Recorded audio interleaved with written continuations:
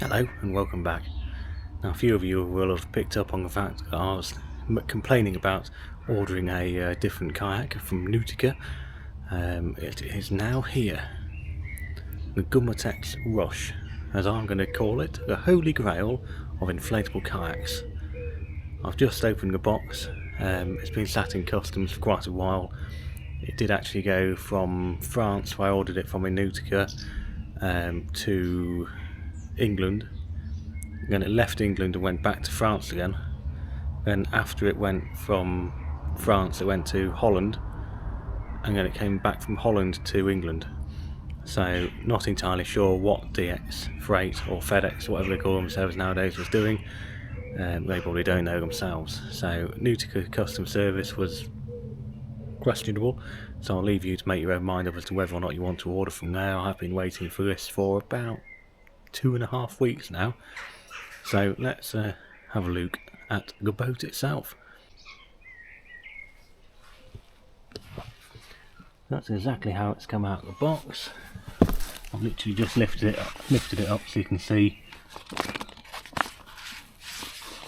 It wouldn't surprise me at all if customers have been in here some way, shape or form, because that's twisted. It could have been why there was a delay on it, because they may well have even had the boat out itself and they've had to repack it. So we'll have a look in a minute. But it comes in this nice big dry bag.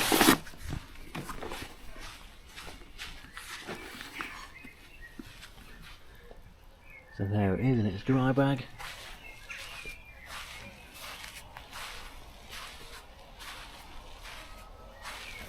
In fact, I'm not sure if it is a dry bag or not. It just looks like a dry bag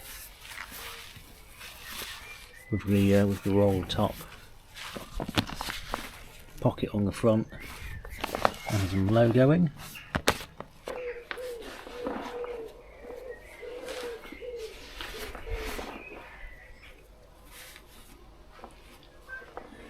So it has rucksack straps, so you can wear it on your back.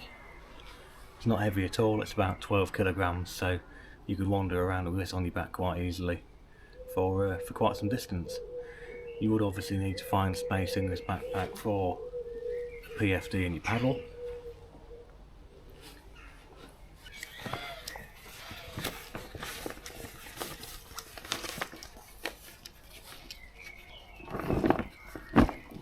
I think this is actually a dry bag, judging by the material on the inside. I wouldn't want to get it too wet because the outside material is going to take a lot of drying out, I think. Shall we see what we get in it? Shall we have a look at that small front flap first?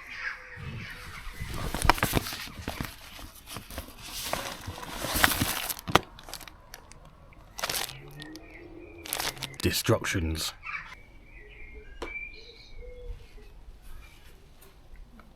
A little lunch box.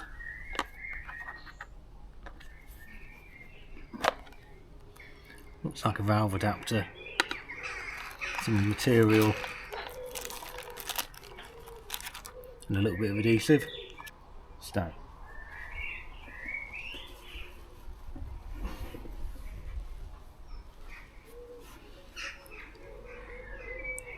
That's a sponge. And a valve removal key. Stay. Tracking fin.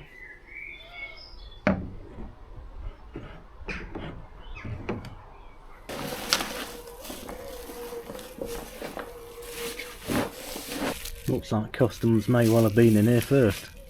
Now I'm very sure I'll be referring back to this video later when I come to try and pack this boat away, because unfolding a boat is one of the most important times to take note as to how you should actually pack it away again, because that is packed down really nicely and small, so I'd love to be able to keep it packed like that. So how have they done it? How have they done it?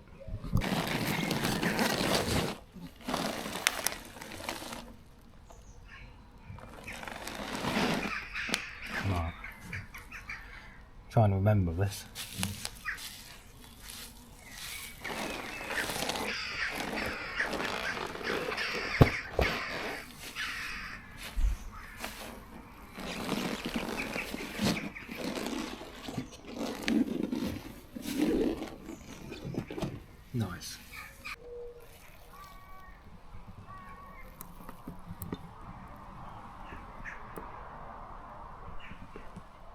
So here's a quick look at it all laid out. I've opened the valves up, so it's getting ready to be inflated.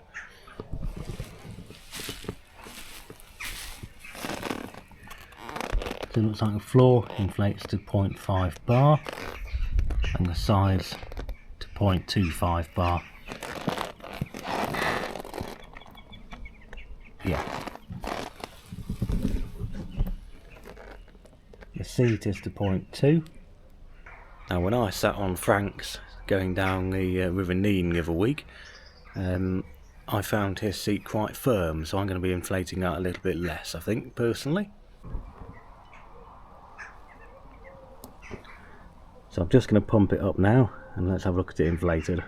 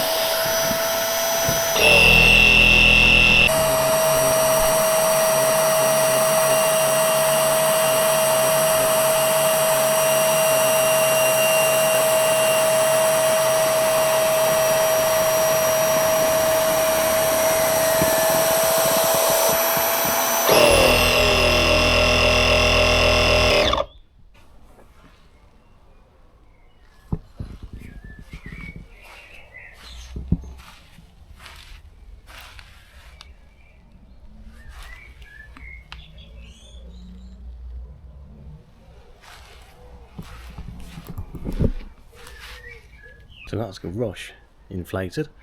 Just need to sort the seat out and the foot brace.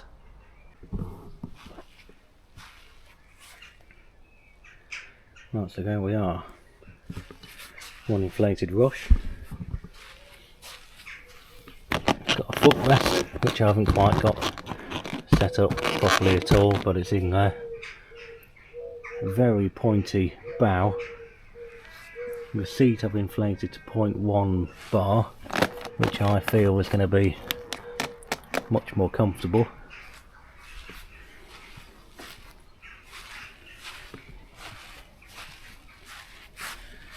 So at each end we've got a carry handle, a little bit of cordage to reveal a drain bung, which is quite interesting. These little pointy things, which are holes on the inside. I can only assume they're for sort of allowing the cockpit to breathe, maybe, if you've got the spray skirt on. You've got pre-fitted ropes, little splash shield at the rear. The rear of the seat is a strange arrangement on these. I've probably rigged that up wrong maybe, but it does work, so I think you're meant to just clip them onto there, but I've sort of looped them back through and on themselves to sort of triangulate it a bit, and that's providing a nice amount of support. Let's say, so this kayak has a drop stitch floor and the side tubes are soft, low pressure.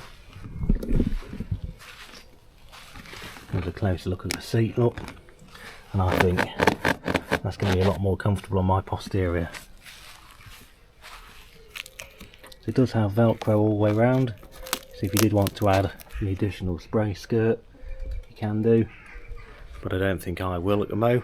There's no real carry handle in the middle. You can move it around on these straps as well if needs be, so you could always grab it either side of the strap there.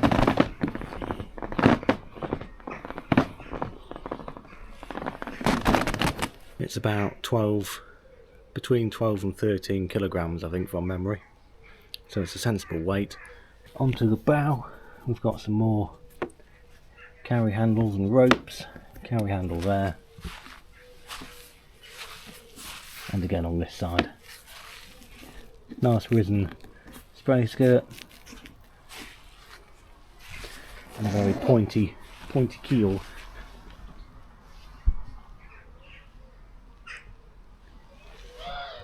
Shall we flip it over?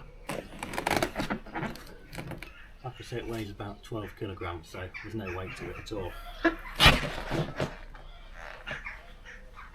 The first thing you'll notice is obviously a very streamlined keel and this inflatable tube here as well, which aids with the tracking and splitting of the water to make it really fast and efficient. You can see in terms of primary stability, you've got obviously the main floor chamber, and you go on to your secondary, probably about a quarter of the way down the tube. Now I did find Frank's a little bit unstable to start with, but once you've been paddling it for half an hour to an hour and you're comfortable with it, it's pretty darn stable. I'm obviously going to try this out a lot more now that I actually own one myself in terms of the stability side of things. So I'm planning on taking this down the canal and just leaning on the bank and seeing where it wants to give way, learning where it wants to tip. But I don't think there's going to be much problem with it at all. So moving down towards the back, you've got the skeg mount, and again a very tapered rear, so it does cut through the water nicely. Now I'm extremely excited and looking forward to getting this out on the water, because I've been wanting one of these for a long time. So stay tuned for the next one, where I'll hopefully be hitting water with this and giving you a bit more of a lowdown as to how it paddles. So thank you very much for watching this unboxing and general chatting bollocks about the Gumotex Rush. If you liked it, give it a like, consider subscribing. It all motivates me to carry on doing what I'm doing. And yeah, I'll see you in the next one. You take care of yourselves. Bye bye.